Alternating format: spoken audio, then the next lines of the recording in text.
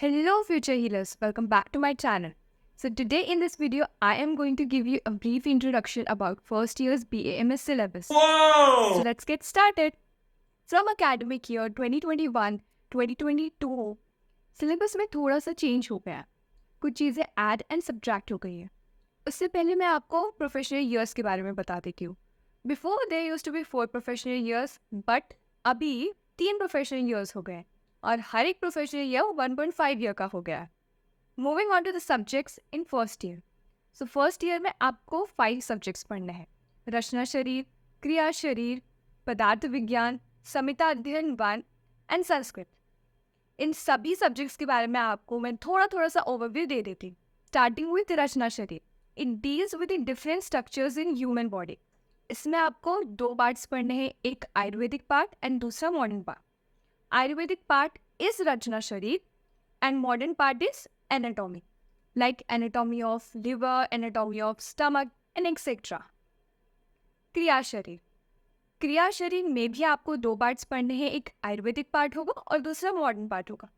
Ayurvedic part revolves around दोष, धातु and मल, जिसके बारे में आप आगे जाके पढ़ेंगे और इसके लिए आपको मेरी वीडियोस देखनी पड़ेगी. Modern part is physiology. So 12th standard में आपने जितनी भी फिजियोलॉजी पढ़ी थी उसका डिटेल वर्जन आपको यहाँ पे पढ़ना है. पदार्थ विज्ञान. इसमें ऐसे टॉपिक्स एंड कंसेप्ट्स है जो आपको आयुर्वेदा को बेटर अंडरस्टैंड करने में हेल्प करेंगे. संहिता अध्ययन 1. It is ancient practical manual of Ayurveda.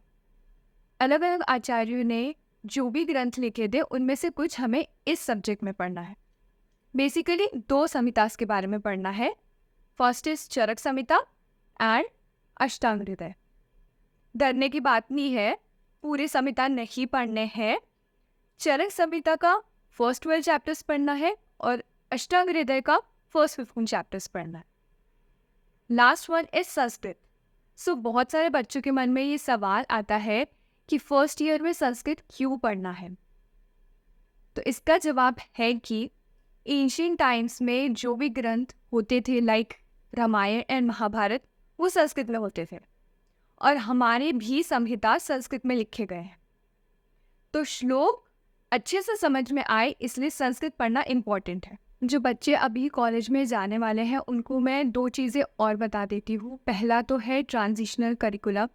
ये 15 डे प्रोग्राम है जो आपके रिस्पेक्टिव कॉलेजेस में होगा, क्योंकि बहुत सारे बच्चे CBSE, ICSE बोर्ड और डिफरेंट बोर्ड से आते हैं, तो उनके मन में BAMS से रिलेटेड बहुत सारे डाउट होते हैं.